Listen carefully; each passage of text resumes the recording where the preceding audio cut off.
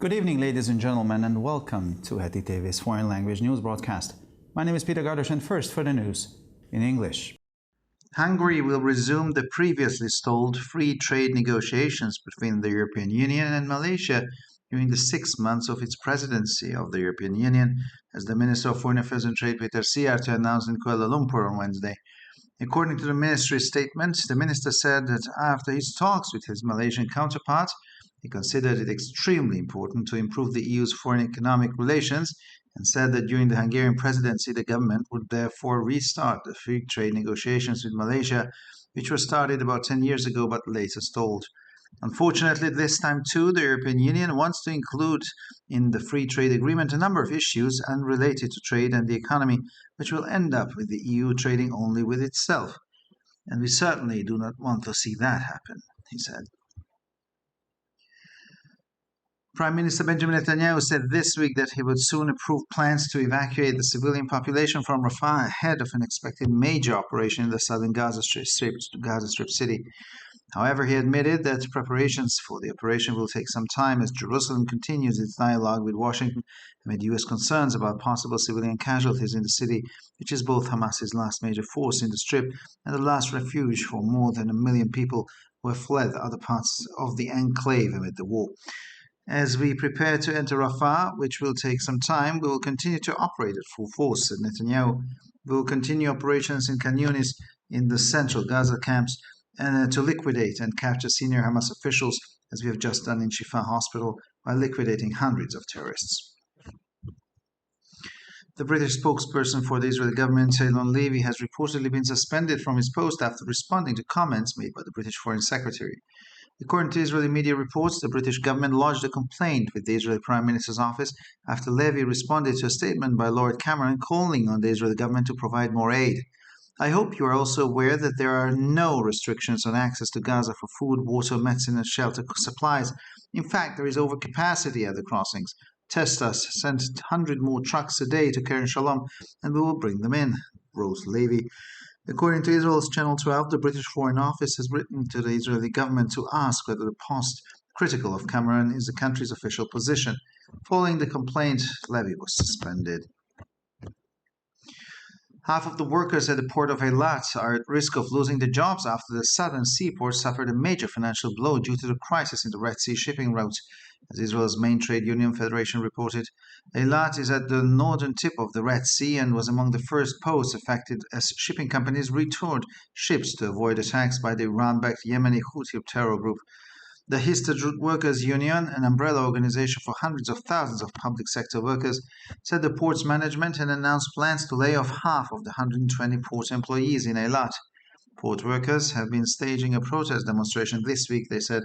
Eilat, which mainly handles car imports and potash exports from the Dead Sea, pales in size compared to Israel's Mediterranean ports of Haifa and Ashdod, which handle almost all of the country's trade. Profits from Russian assets held in European banks and frozen in response to the war in Ukraine must be used to support Ukraine's military, and all those involved must be brought to justice for their aggression, the High Representative of the European Union for Foreign Affairs and Security Policy said. Josep Borrell was speaking at a press conference after the EU-Ukraine Association Council. He said that 90% of the profits of the frozen Russian assets, worth around 3 billion euros a year, would be channeled to Ukraine through the European Peace Facility and 10% through the EU's general budget, to be used for reconstruction and to strengthen the country's military-industrial base. The profits from the Russian assets will be used in the future for Ukrainian military and civilian purposes, the EU diplomatic chief stressed. Russian Defense Minister Sergei Shoigu announced that Victory Day parades will be held in 28 cities across Russia, traditionally featuring the latest Russian military equipment. To commemorate the 79th anniversary of the victory in the Great Patriotic War, military parades will be held in 28 cities of Russia, with the participation of more than 50,000 people and about 1,000 types of weapons and equipment, announced Sergei Shoigu, head of the Russian Defense Ministry. Shoigu also gave details of the large-scale military parade in Moscow, planned for the 9th of May. This year's parade in the capital will involve more than 9,000 troops, including astronauts and some 75 armed forces.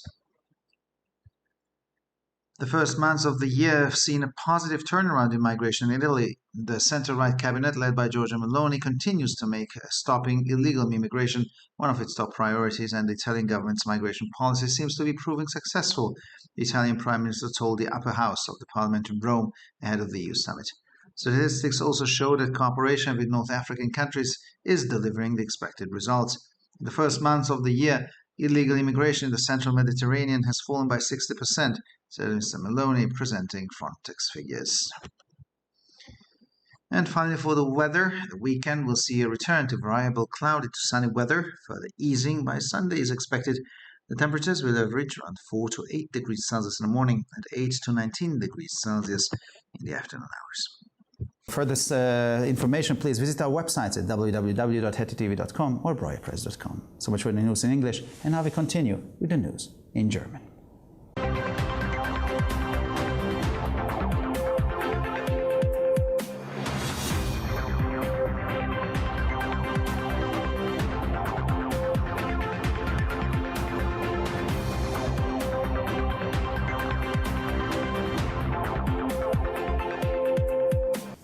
Schönen guten Abend, liebe Zuschauer. Mein Name ist Peter Gardosch und nun zu den Nachrichten auf Deutsch.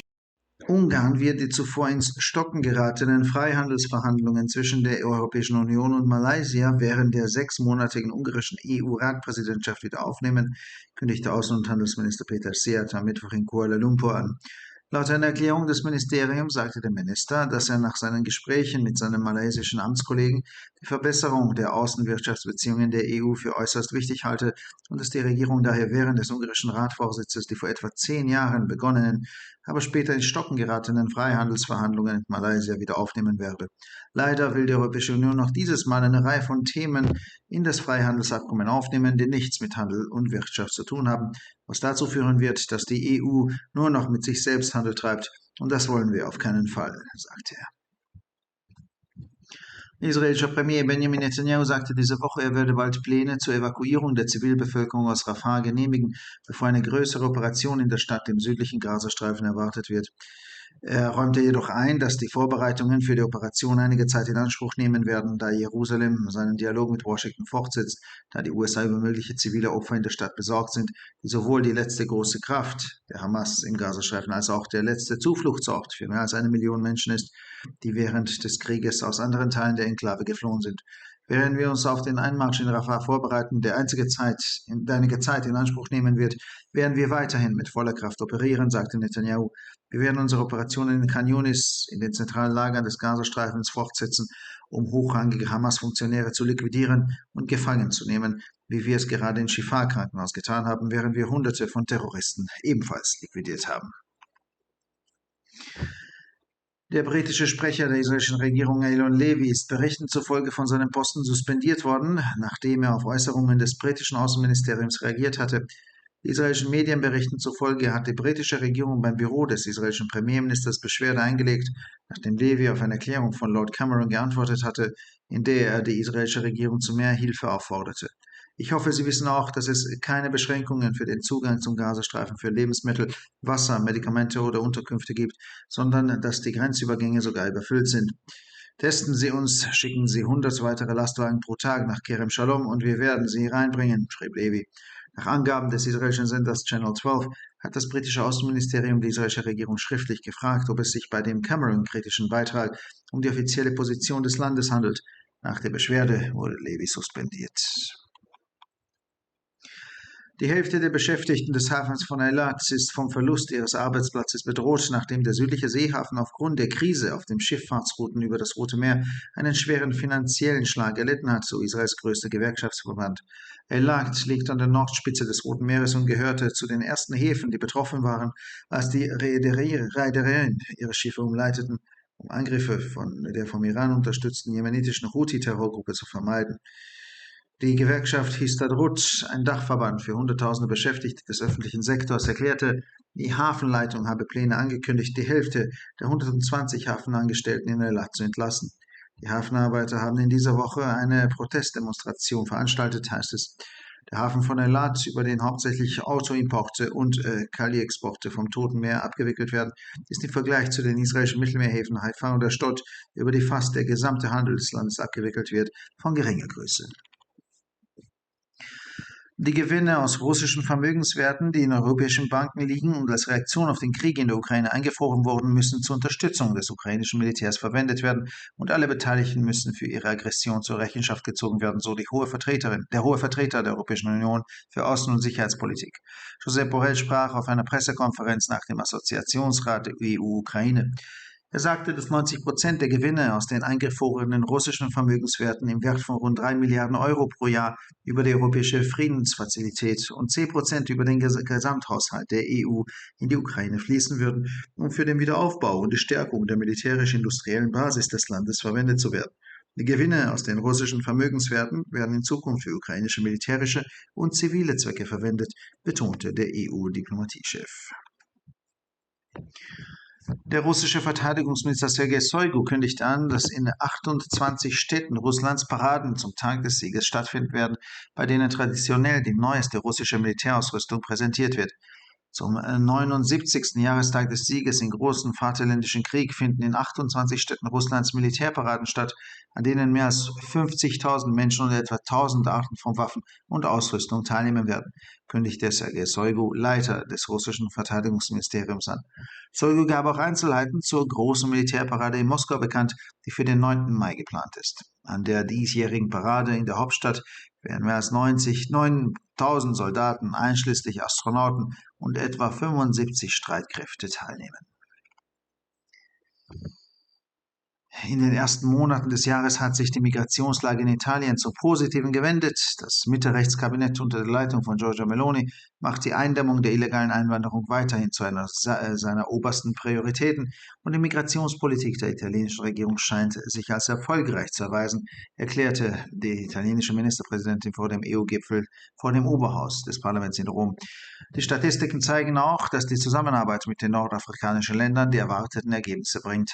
In den ersten Monaten des Jahres sei die illegale Einwanderung im zentralen Mittelmeerraum um 60% zurückgegangen, sagte Meloni bei der Vorlage von Frontex-Zahlen.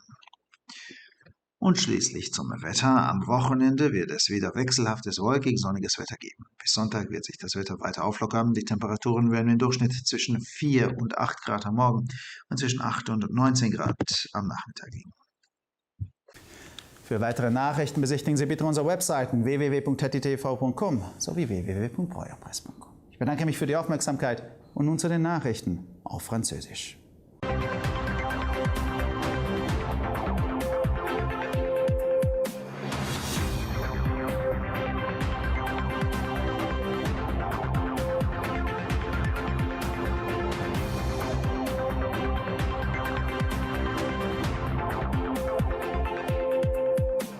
Bonjour à tous et bienvenue à HETI-TV. Je m'appelle Peter Gardosch et ce sont les titres en français. Mercredi, le ministre des Affaires étrangères et du Commerce extérieur Péter Szijjártó a annoncé à Kuala Lumpur que la Hongrie reprendrait les négociations de libre-échange entre l'Union européenne et la Malaisie, jusqu'alors au point mort pendant les 6 mois de sa présidence de l'Union européenne. Selon le communiqué du ministère, à l'issue de ses entretiens avec son homologue malaisien, le ministre a estimé qu'il était extrêmement important d'améliorer les relations économiques extérieures de l'Union européenne en ajoutant que sous la présidence hongroise, le gouvernement reprendrait les négociations de libre-échange avec la Malaisie, entamées il y a une dizaine d'années mais restées abandonnées par la suite. Malheureusement, cette fois encore, l'Union européenne veut inclure dans l'accord de libre-échange un certain nombre de questions sans rapport avec le commerce, l'économie, ce qui aboutira à ce que l'UE ne fasse du commerce qu'avec elle-même, et nous ne voulons certainement pas que cela se produise, a-t-il souligné. Le Premier ministre Benjamin Netanyahu a déclaré cette semaine qu'il approuverait bientôt les plans d'évacuation de la population civile de Rafah avant une opération majeure prévue dans la ville du sud de la bande de Gaza. Il a toutefois admis que les préparatifs de l'opération prendront un certain temps, étant donné que Jérusalem poursuit son dialogue avec Washington et que les États-Unis s'inquiètent d'éventuelles victimes civiles dans la ville qui est à la fois le dernier bastion du Hamas dans la bande de Gaza et le dernier refuge pour plus d'1 million de personnes qui ont fui d'autres parties de l'enclave au cours de la guerre. Alors que nous nous préparons à entrer dans Rafah, ce qui prendra un certain temps, nous continuerons à opérer avec toute notre force, a affirmé M. Netanyahu. Nous poursuivrons nos opérations à Khan Younis dans les camps des centres de Gaza pour éliminer et capturer les autres responsables du Hamas, comme nous venons de le faire à l'hôpital Shifa, tout en abattant des centaines de terroristes. Le porte-parole britannique du gouvernement israélien, Yael Levy, aurait été suspendu de ses fonctions après avoir répondu à des commentaires du ministre britannique des Affaires étrangères. Selon les médias israéliens, le gouvernement britannique a déposé une plainte auprès du bureau du premier ministre israélien après que M. Levy a réagi à une déclaration de Lord Cameron appelant le gouvernement israélien à fournir davantage d'aide. J'espère que vous savez également qu'il n'y a aucune restriction d'accès à Gaza pour la nourriture, l'eau, les médicaments ou les abris. C'est qu'il y a même une surcapacité au point de passage. Mettez-nous à l'épreuve, envoyez 100 camions de plus par jour à Kerem Shalom et nous les ferons entrer, a écrit M. Levy. Selon la chaîne 12 israélienne, le ministère britannique des Affaires étrangères a écrit au gouvernement israélien pour leur demander si ces billets critiques à l'égard de M. Cameron constituaient la position officielle du pays. À la suite de cette plainte, M. Levy a été suspendu.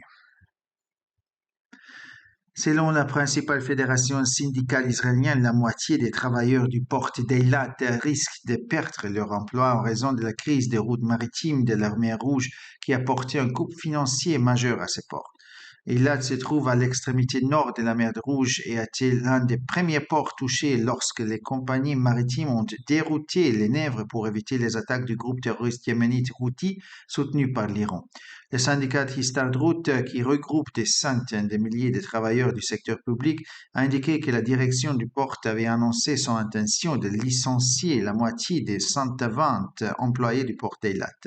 Les travailleurs du port ont organisé une manifestation de protestation cette semaine. Eilat, qui s'occupe principalement des importations de voitures et des exportations de potasse de la mer Morte, est de taille modeste par rapport aux ports méditerranéens de Haïfa et d'Ashdod qui traitent la plus grande part des échanges commerciaux du pays. Le haut représentant de l'Union européenne pour les affaires étrangères et la politique de sécurité a déclaré que les bénéfices provenant des avoirs russes détenus dans les banques européennes et gelés en raison de la guerre en Ukraine devraient être utilisés pour soutenir l'armée ukrainienne et que les personnes impliquées dans l'agression devraient être traduites en justice. Josep Borrell s'est exprimé lors d'une conférence de presse à l'issue de la réunion du Conseil d'association EU et Ukraine.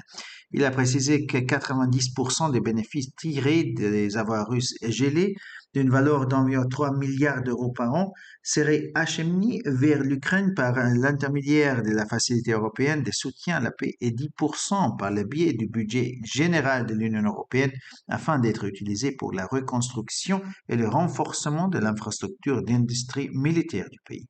Les bénéfices tirés des actifs russes seront utilisés à l'avenir à des fins militaires et civiles en Ukraine, a souligné le chef de la diplomatie de l'Union européenne.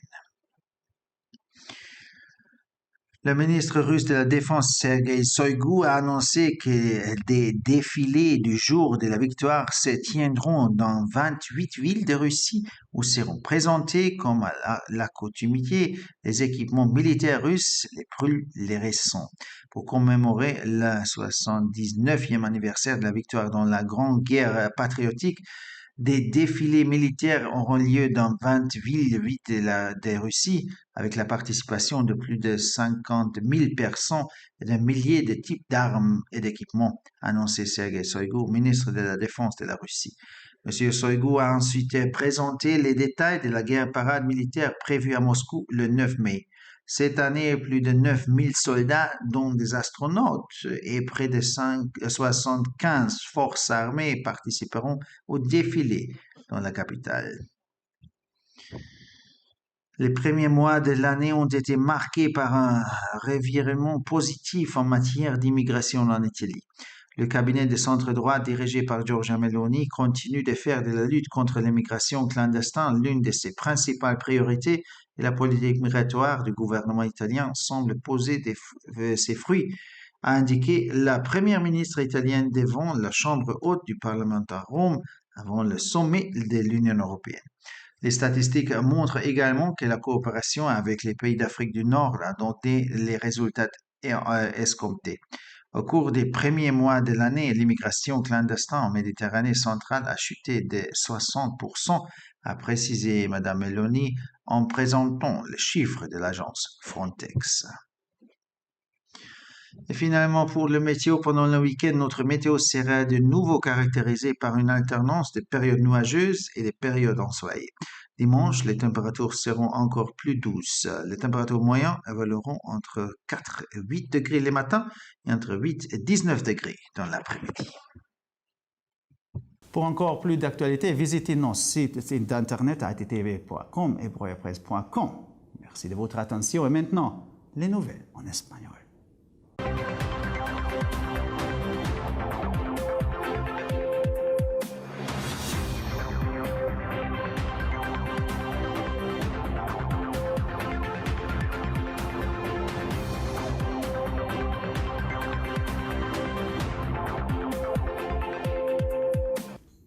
Buenas noches, damas y caballeros, y bienvenidos al programa de noticias en idiomas extranjeros de ETV. Mi nombre es Peter Gardos y estas son las noticias en español. Hungría reanudará las negociaciones de libre comercio entre la Unión Europea y Malasia, hasta ahora estancadas durante el semestre de su presidencia de la Unión Europea, anunció el miércoles en Kuala Lumpur el ministro de Asuntos Exteriores y de Comercio Exterior, Peter Sijarto. Según el comunicado del ministerio, tras sus conversaciones con su homólogo malasio, el ministro consideraba extremadamente importante mejorar las relaciones económicas exteriores de la UE y afirmó que, por lo tanto, durante la presidencia húngara, el gobierno reanudaría las negociaciones de libre comercio con Malasia que se iniciaron hace unos 10 años, pero luego se estancaron.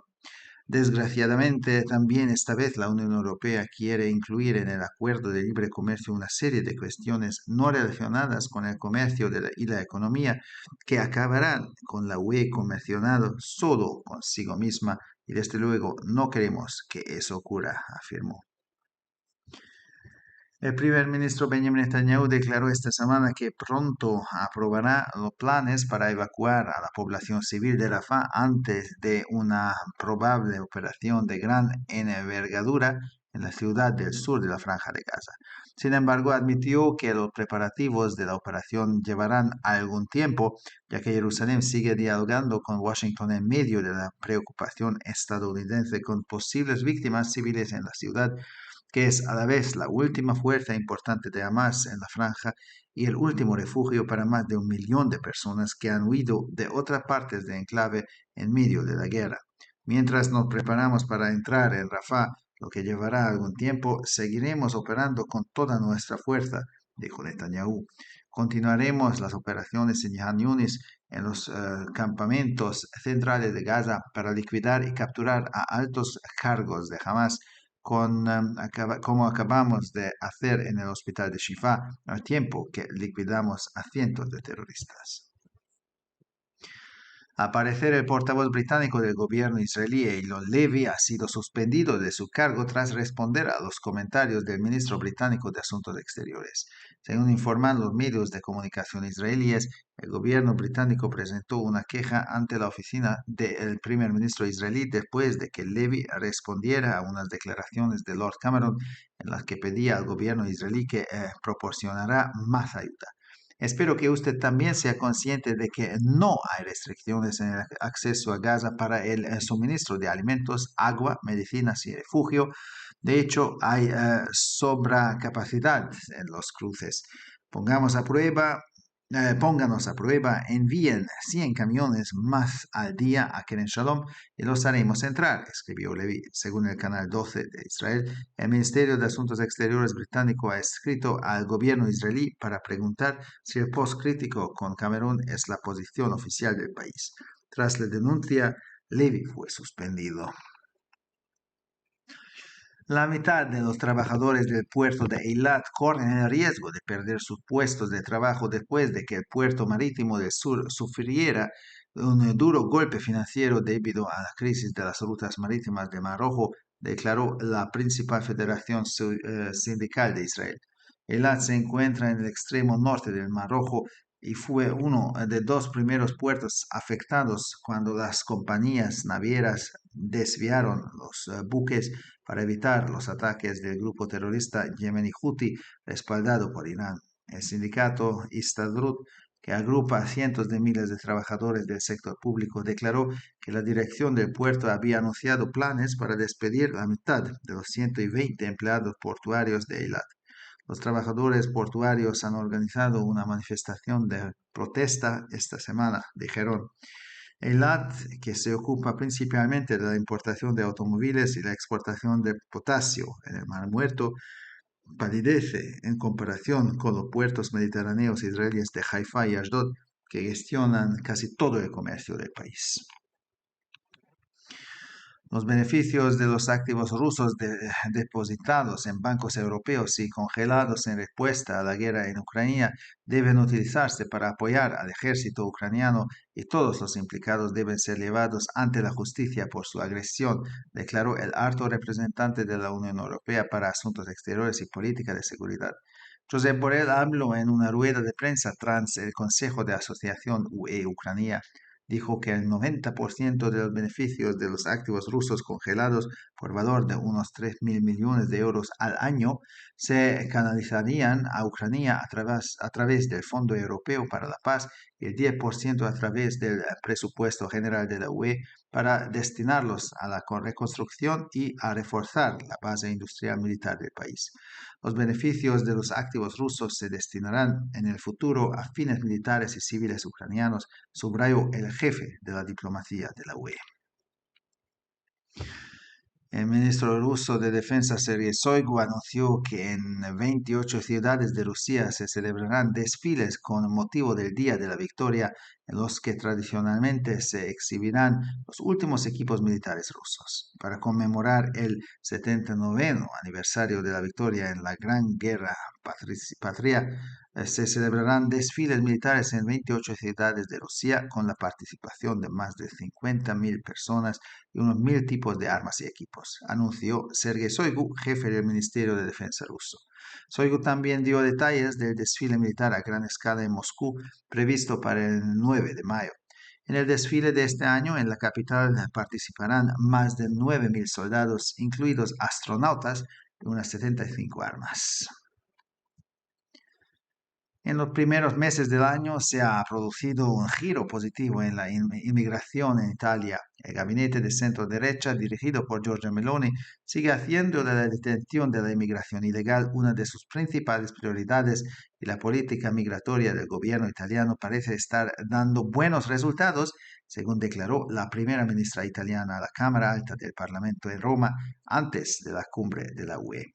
Las estadísticas también muestran que la cooperación con los países del norte de África está dando los resultados esperados. En los primeros meses del año, la inmigración ilegal en el Mediterráneo central se ha reducido un 60%, dijo Meloni al presentar las cifras de Frontex. Y finalmente por el tiempo, el fin de semana volverá el tiempo variable, nuboso y soleado. El domingo seguirá entibiándose.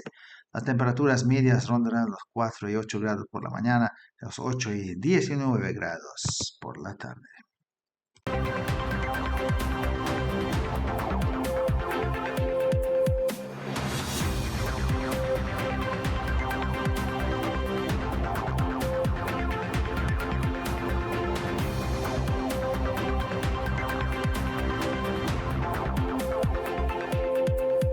先生们、女士们，大家晚上好，我是艾登，现在是中文新闻。周三，匈牙利外交与对外经济部长西亚尔多贝特在吉隆坡宣布，在担任欧盟轮值主席国的6个月期间，匈牙利将重启此前陷入停滞的欧盟与马来西亚之间的自由贸易谈判。该部门的声明指出，在与马来西亚外交部长会谈后，部长认为改善欧盟的对外经济关系极为重要。部长表示，因此在匈牙利担任欧盟轮值主席国期间，欧盟政府将重启与马来西亚之前约有10年前启动，但后来陷入停止的自由贸易谈判。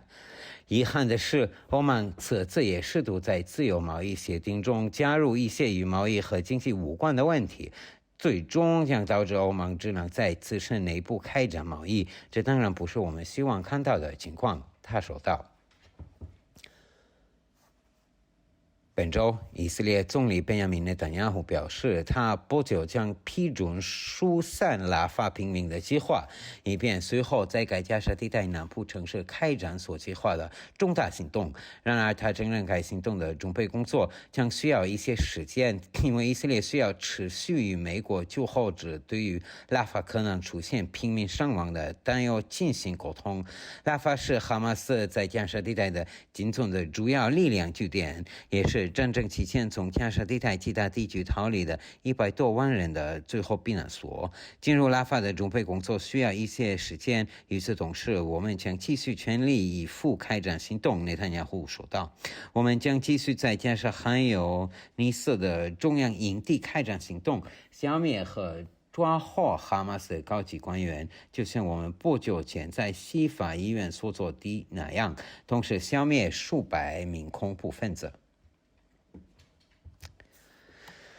据报道，以色列政府发言人 Eylon Levy 因回应英国外交大臣的言论已被停职。据以色列媒体报道，在立委回应英国外交大臣卡梅伦寻求和以色列政府提供更多援助的声明后，英国政府向以色列总理办公室表达了不满。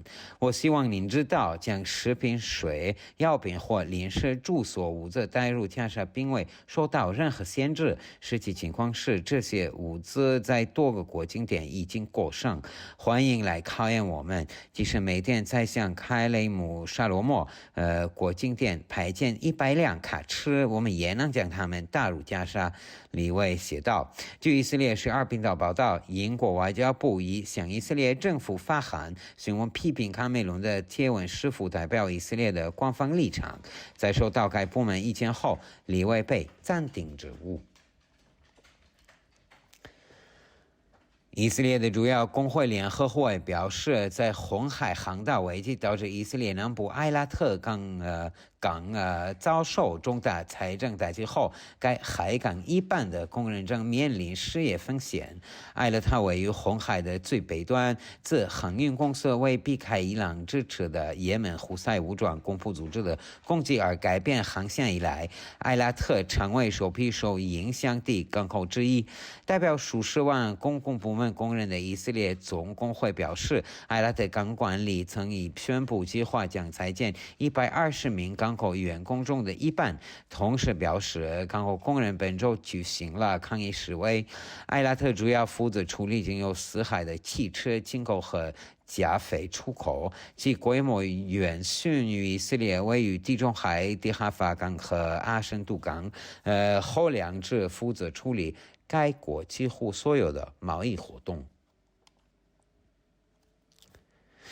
在欧盟乌克兰协会理事会会议后举行的新闻发布会上，欧盟外交与安全政策高级代表何塞布波利雷表示，因回应乌克兰战争而在欧洲各银行中冻结的俄罗斯资产产生的收益必须用于支持乌克兰军队，且所有侵略者都必须因其侵略行为而背上这一罚。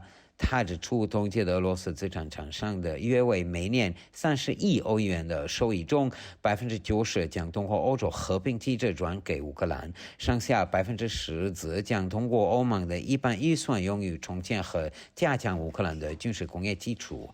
他强调，俄罗斯资产的收益未来将用于乌克兰的军事和民用目的。俄罗斯国防部长谢尔盖绍伊古宣布，将在俄罗斯28个城市举行胜利日阅兵活动，并按传统展示最新的俄罗斯军事装备。绍伊古宣布，为了纪念伟大的卫国战争胜利9周年，我们将在俄罗斯28个城市举行阅兵式，届时将有超过5万人是嘉宾，展示约1000种武器和装备。绍伊古还详细介绍了将于5月9日在莫斯科举行的圣诞阅兵式，今年将出动9千余人、75件武器装备，提供电军部队。今年前几个月，移民问题在意大利显现出积极的转变。在欧盟峰会之前，意大利总理高志亚梅罗尼在罗马议会声援表示，他领导的意大利中右翼内阁持续把制止非法移民作为首要任务。意大利政府的移民政策看起来十分成功。统计数据也显示，意大利与北非国家的合作正在取得预期成效。通过展示欧盟边境管理局 Frontex 的数据，梅洛尼表示，今年前几个月地中海中部的非法移民数量已经下降了60%。那天气呢？周末多云和晴朗交替的天气将回归，周日将进一步翻强，上午的平均气温为4至8度，下午为8至19度。女士们、先生们，非常感谢。为了更多的新闻，请关注我们的网站 hettydavid.com 或者 briarpress.com。我们祝你们周末愉快，谢谢。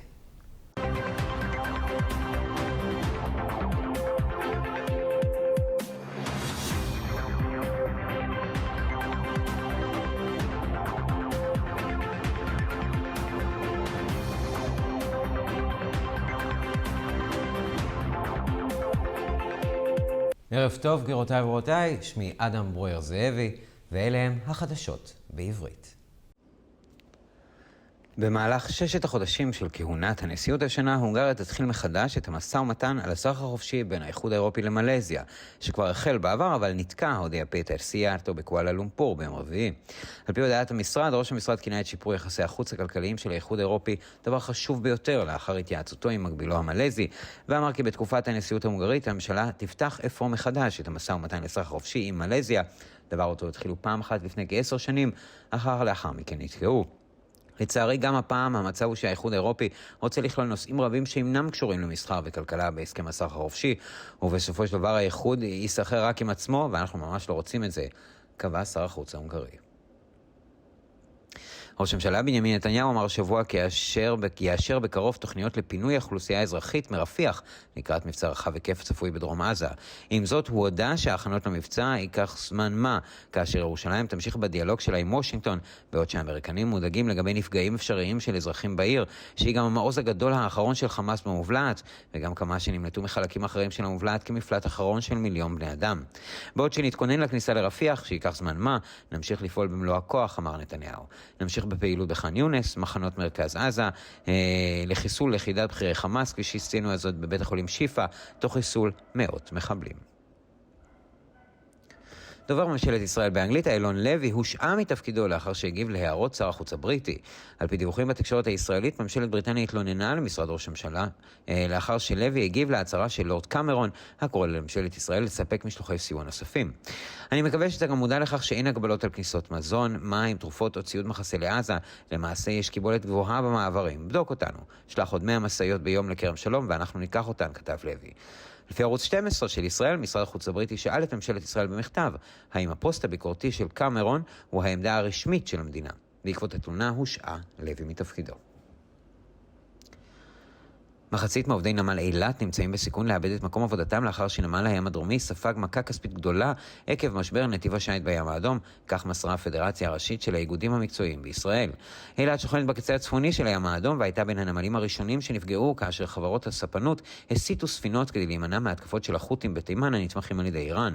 בהסתדרות העובדים, ארגון הגג של מאות אלפי עובדים במגזר הציבורי, נמסר כי הנהלת הנמל הודיעה על תוכנית לפטר מחצית מ-120 עובדי הנמל באילת. עובדי הנמל ערכו השבוע מחאה לדבריהם.